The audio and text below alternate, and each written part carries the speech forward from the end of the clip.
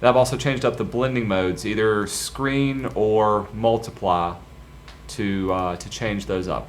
I won't really touch on opacity, although you can do that separately. I'll go into that later on. What does screen and multiply do for you when you change up your blending modes?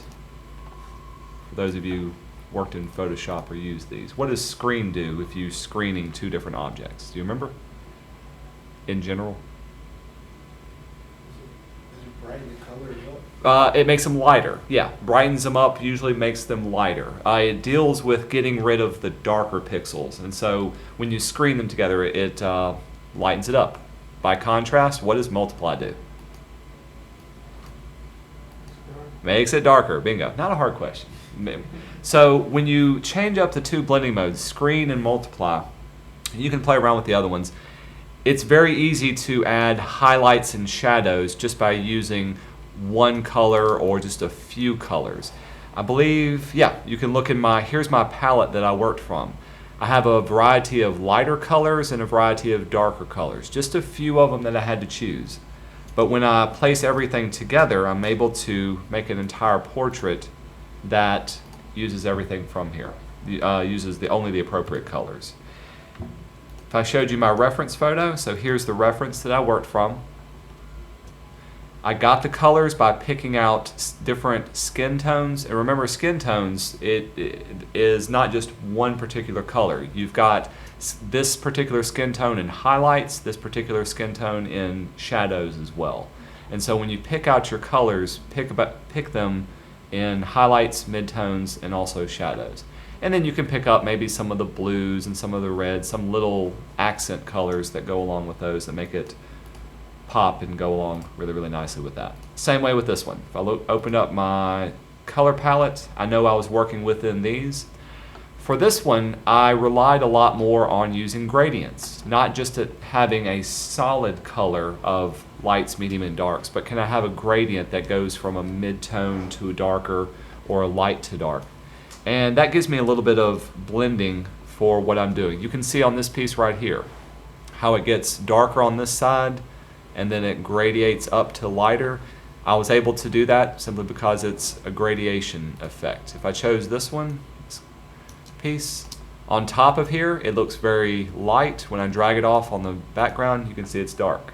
That's because I chose to use this as a screen blend. So it gives me a highlight kind of shape. Oops. Go back in and do those. But even this one, you can see, has a little bit of a gradation to it as well. The background, the main piece that I worked on, this was a radial gradient, starting off light and then getting darker as it moves outward. Since the skull is a round object, radial tended to work out best. Okay, so here's how to set up and work within this particular style of drawing. I do recommend use a reference photo, and with the other ones, I'm going to set up my artboard in a very particular way. I always have my reference photo on my bottom-most layer, and I usually lock it down, and then I do my drawings on different layers. For this one, I've got my base drawing on one, and I've got highlights and shadows and other details on others. For this, I'm just going to turn it off. We'll start off fresh. So there's my base layer. We'll call this, we'll call this underpainting.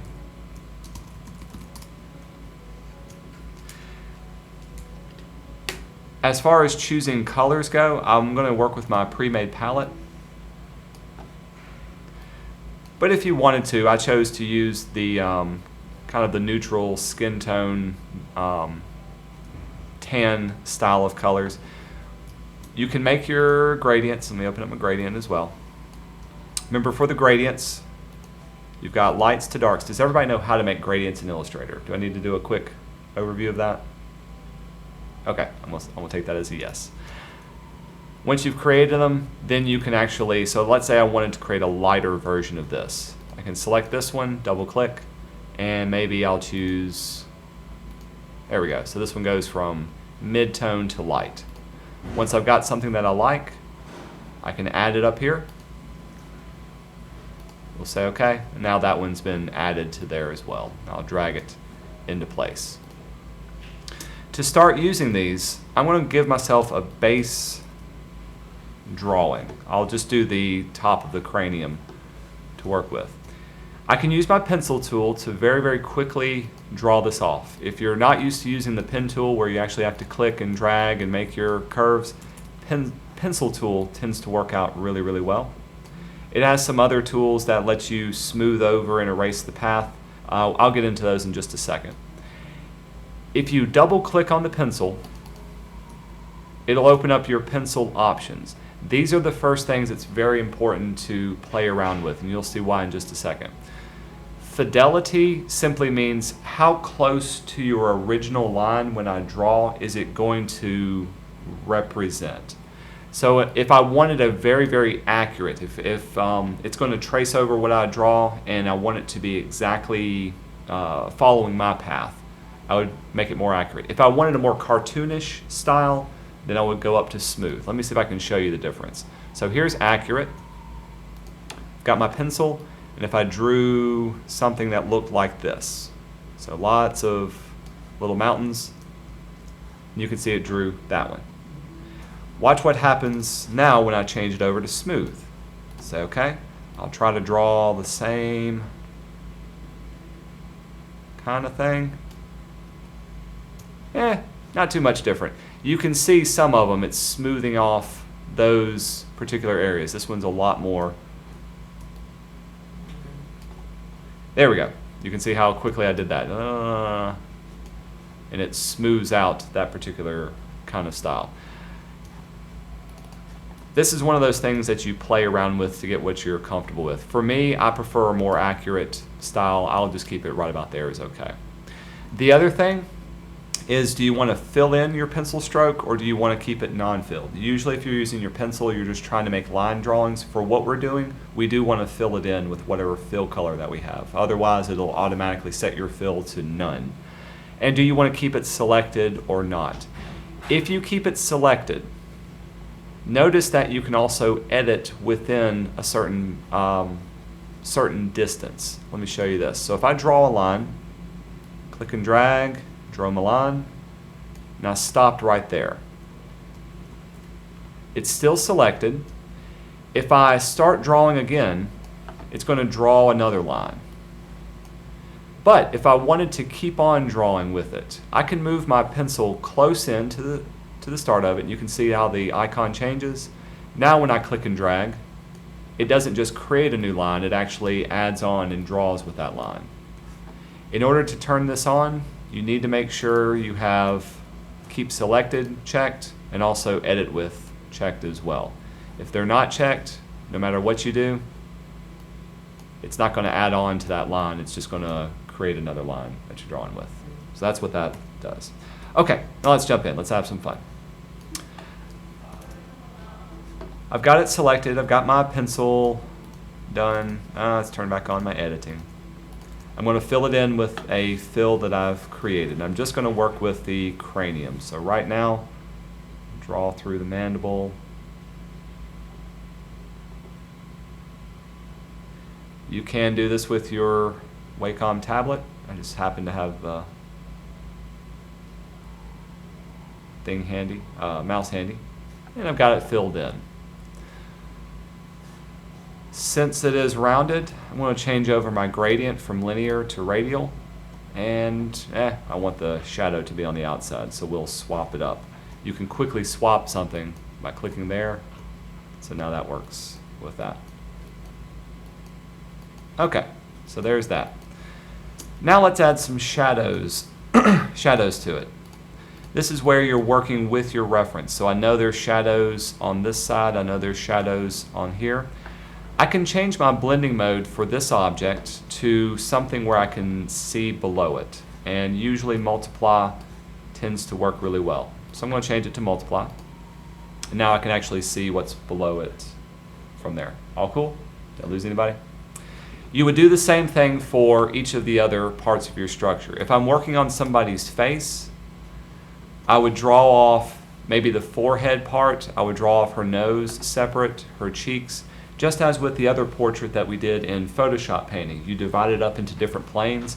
everything here has its own separate part as well. The hand would be one separate part. Her hair, everything else, keep it all separate. For this one, we'll do the top of the skull. If I wanted to add shadows to it, this is where I'll make a new layer. We'll call this shadows. I'll lock that one down, and I'll draw darker areas on top of this one. Again, using my swatches. Grab my pencil. We'll get us a darker swatch. I could use the solids. I could use these darker swatches. I'm going to be very, very loose about how this looks. Let's zoom in so I can see what I'm working with. So when I draw off a shadow, I can kind of generally outline it like that. So there's that one. I could add more shadows because I know there's more area down here. Uh-oh. What's happening? Why is it doing this? Why did I lose those parts? Do you remember? Maybe it's the pencil options. Bingo. In my pencil options, I still had it selected. So as I was drawing, and I stopped, and I drew again, it's just adding on to it, or it's erasing away whatever I have. So this is where I may need to go back in, and I don't want to keep it selected. I don't want to have it editable. Now when I draw, I can draw again, and it deselects it, and I can actually draw on top of it, and then keep working within that. Still doesn't look good. I know. You don't have to remind me. I can turn off my base layer and I can see what it looks like. What I can do now is I want to be able to blend these together. I can select them. Let's change their blending mode to multiply. You can see it's getting pretty dark. I'm going to take it a step further. Let's get rid of this. What I would really like to do, rather than selecting a dark color, I'm going to choose one of my midtones, maybe even a brighter tone. Let's try this one. It's more of a mid-tone color. And I'm going to draw it off over here. So let's say this was my shadow. It's not very dark. Oops, excuse me. Oh, come on. There it is. It's not very dark, but when I change it to multiply, it gets darker. If I drew it off again, it's not very dark until I change it to multiply. And then I drew it off again. Do you see how I'm layering these up? And then I do multiply again. So this is one way I can create my gradation of colors. And again, it's going to have that hard edge to it. The downside to this is it's very annoying to have to go and to draw off a shape, reselect it, and then change my blending mode to multiply. I would love for it to just do this automatically for me. Here's one way you can make it do this automatically. We're going to create what's called an action. You can do this in Photoshop and you can do this in Illustrator, where you record some common processes that you do over and over again. So what I'm going to do, we'll go back to my pencil options. I'm going to keep it selected. You'll see why in just a second. This time, if I draw off an area, I've got it selected. I'm going to open up my actions palette. It's already open somewhere. Where are my actions? Here they are right here. With my actions palette open, I can make a new action. It's going to ask me to give it a name. We'll call this darker. And a function key. In this case, the F1, F whatever function keys at the top of your keyboard. You can program your Wacom tablet to automatically hit a function key. Remember on the first couple of days we set up our Wacoms and you can assign the functions. So if I hit F1 or Shift F1, whatever, it's going to play this action. We'll hit record. Right now it's in record mode, or it should be in record mode. Yeah, it is recording. I'm going to go over to my transparency, set it to multiply, maybe drop my opacity just a little bit. Notice what it recorded. Darker, it's changing the transparency blending mode. It's changing the transparency opacity. I'm going to deselect it, Shift-Command-A, and it recorded that I deselected. Once I'm finished, I can hit stop. Okay, so what can I do with this one? Now when I go to draw another thing, draw it off, all I have to do is hit function 1 and it automatically formats it for me. Function 1 and it formats. Function 1 formats. Pretty cool. So very, very quickly, it takes away a lot of the steps. I can draw it off and I can build up the lights, mediums, and darks. I can do the same thing for making it lighter. So if I wanted a highlight area in this area, I'm going to use the same color. In this case, it's a midtone. If multiply makes it darker, what makes it lighter? Screen. And I set it to screen, so I get something that looks like this. Let's turn that into a action. So I'll draw off one of them. All I have to do is just have one already set. We'll make a new one. We'll call this lighter. We'll set that to function F2. And we're recording. Now whatever I do, it's going to record what I have. I've already got it selected. We're going to change it to screen. I could adjust the opacity. Maybe I'll drop it down a little bit. And we'll deselect it, Shift-Command-A. By the way, you can also go up to select and deselect. Does the same thing. And we'll stop recording. It's very important to remember to stop recording. Because very often I'll keep recording something thinking that, oh, I stopped, and it just doesn't work out really well. So now I've got one color loaded up. And I can start drawing back and forth. If I wanted it to go, so there's one. If I wanted to go lighter, F2. Even lighter, F2. If I need to go darker, draw off the same thing, F1. Draw off F1. Pretty cool. And so it gives me this kind of effect.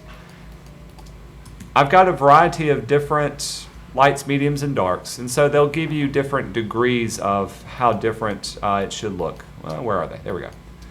But eventually, that's how I was able to build up this kind of drawing. I look at my reference. In this case, the reference came from Grey's Anatomy kind of book, not the show, the book. The book's awesome. The book is always much better than the show itself. But I was able to see my darker areas, so if you wanted, you could trace off that dark shape that's there. Change your blending mode. If you need to make it darker, draw another shape that's on top. So in practice, it would look something like this. Let's see, grab my pencil tool. By the way, the keyboard shortcut for pencil is N. Draw off this area. We'll do darker. This area right here gets darker. This area right here gets even darker. If I turn off my reference layer, you can see it's slowly building up. The fact that it's multiple layers on top of each other gives me that kind of painterly effect. It's almost like a kind of a watercolor-ish. Watercolor has a tendency to dry, and so you can layer up multiple things. Let's see if I turned all that back on. Yeah, slowly it builds into this. For my singer, I did the same thing. In this case, I didn't overlap them so much. For her, I would draw off an area. Let's load up something that's in, let's make a new layer. Maybe I would load up something that's closer to her forehead color, trace it off. Then I would choose, it's getting lighter down here, it's getting darker up here. It's actually getting maybe a little bit darker. But I would choose, let's do the nose. Nose would be getting darker. Choose a darker color.